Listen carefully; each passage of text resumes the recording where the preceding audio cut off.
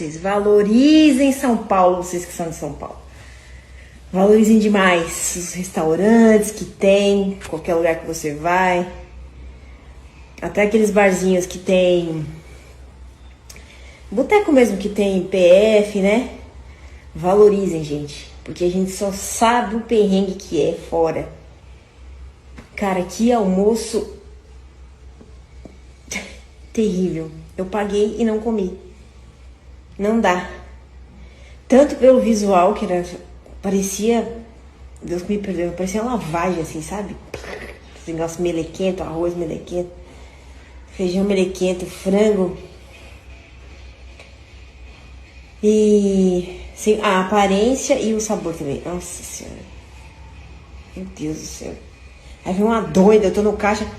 Onde que é o seu? Eu falei assim, que isso? Tô sendo assaltada aqui, é?